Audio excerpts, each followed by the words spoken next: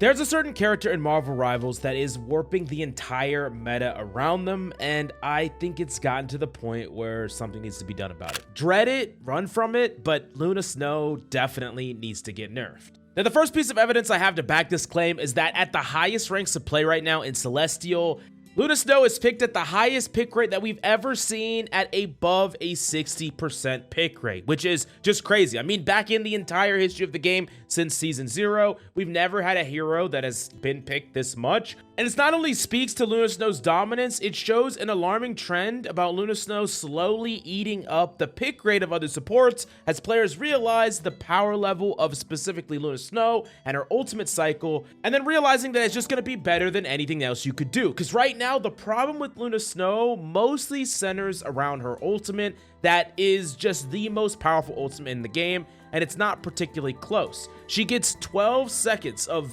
making her and her team nearly unkillable, and this is longer than all other support ults besides Loki, we'll get to in a second, and this is compounded by the fact that she has flexible options with damage boost being able to increase certain kill percentages and combos and things like that, but also Luna Snow ultimate is the hardest to consistently kill through, and even Blade being introduced capable of killing supports through their ultimates, Luna is not included in that, while Rocket and Invisible Woman are ultimates that can be easily countered. So it's the longest lasting ult that keeps her and her team alive while giving you flexibility with damage boost, and it's the hardest to kill through by far. This makes it the best ultimate in the game, and the problem, especially when you combine it with Loki, who now is gonna also have the best ultimate in the game because he can copy Luna, you're gonna have 24 seconds of no possible interaction. Very few things that can actually interact with Loki Luna, just keeping their entire team alive from this mass amount of time. And then if Loki went first into the Luna ult, into Loki totems, into, you know, almost to a Loki ult again, it can just create this gameplay loop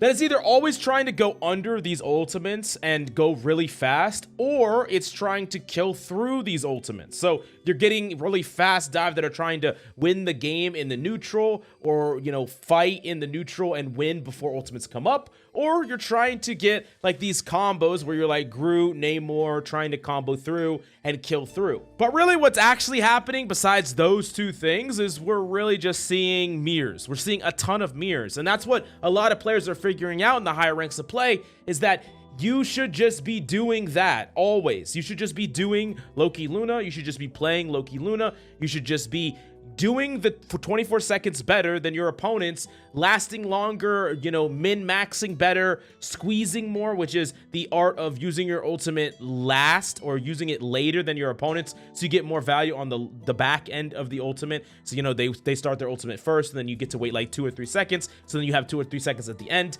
And don't get me wrong, I love Marvel Rivals, and I would still enjoy this gameplay loop if it's the one that we're sticking with for the long haul. But is this really the hill that we want to die on? Do we want to stay in this gameplay loop? Do we want to make the entire game around this gameplay loop forever? Is that really where we want to go with the game? Because as this has become solved and as this has become more and more cemented in the meta, we're seeing this become super homogenized, and that's where we get 60+ pick rate on Luna, over 40% pick rate on Loki. And some of these supports are just not going to be able to compete. We already looked at the stats and saw Invisible Woman really underperforming comparatively to the other supports. And this is going to be more true going forward. We even saw Cloak and Dagger get a nerf going into this season, when Cloak and Dagger was one of the few supports that could go under the Loki Luna, get ult a little bit earlier. But now it's going to be harder to do because they specifically increased the ultimate cost.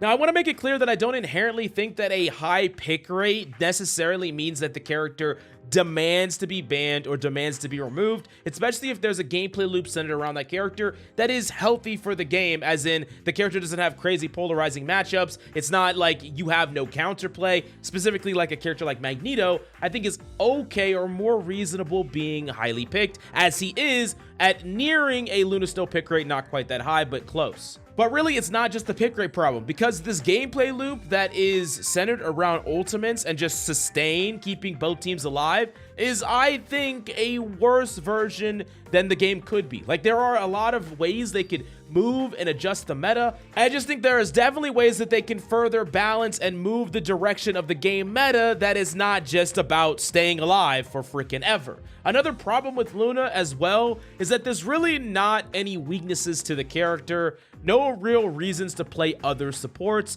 good in basically every composition, having really high single target healing, and also being able to heal isolated targets running around the map with your Snowflake means that you can play in a variety of compositions, whether it's brawl, poke, you have a lot of damage, and dive. You can play in all those compositions. She has 275 health. She has a good slow that gives her shield over top of it. She always gets great team-ups. I mean, what's the reason for playing anything else besides Luna Snow? Really, unless you just want to, not because they're just better. The only exception here really is Loki, in my opinion, and the problem with Loki is that he becomes part of the problem because he could just copy the problematic ultimate that is Luna Snow's ultimate. You see the issue here. Another problem on top of this is that it becomes a liability not to play this hero with her ultimate, because let's just take this. Let's take Luna and Loki. Let's stack them up against a Rocket and Invisible Woman duo support backline.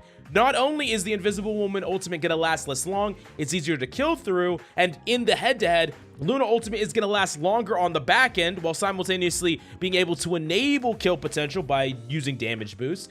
And then the Rocket ult is going to be able to be easily pushed up and killed upon because your entire team's immortal. So you can have 24 seconds of your team being super alive, super healthy, able to take space and fight, while the enemy team is going to have 8 plus maybe another 4 while you kill the Rocket ultimate. So just 12 seconds. That's going to be great. And no, I'm not making the argument that we should buff all ultimates to be able to compete with Luna Snow ultimate. We should definitely not have 12-second Invisible Woman ultimates and like indestructible Rocket ultimates or any of this nonsense. But we definitely should just do the obvious thing and nerf this super powerful ultimate. And that leads me into my solutions. And I think that there are 2 obvious solutions we can make. We can nerf the duration, which is bring it down to 10 seconds. Honestly, bring it down to 8 seconds, or nerf the survivability. Don't give her over 500 bonus health or overall health, including her shields, in her ultimate, so that she's easier to kill and potentially counter. So one of the two. Like, defensive ultimates should not be both just insanely long duration and insanely high survivability. Like, there's no cost or decision making there. You just don't really get penalized for popping it early either compared to other ultimates. There's not really a lot of skill expression besides swapping to damage boost when you need to combo at the moment of your ultimate being used or your teammate's ultimate being used. But what some people are going to say is that Luna's ultimate is a necessary evil. It's something that is keeping back all these super powerful tank ults and also other DPS ults that are super strong. And I would just say that that's not true. I don't think that this is the one bastion that's holding all that away. It's just the best thing at doing it. And in a lot of ways, this ultimate is actually a win con. It's not just a defensive survival tool, because when you're countering an ultimate with it, take a Psylocke ult that lasts 4 seconds. Now you still get 8 seconds of your team just being super beefy, super strong, and capable of running over the enemy team.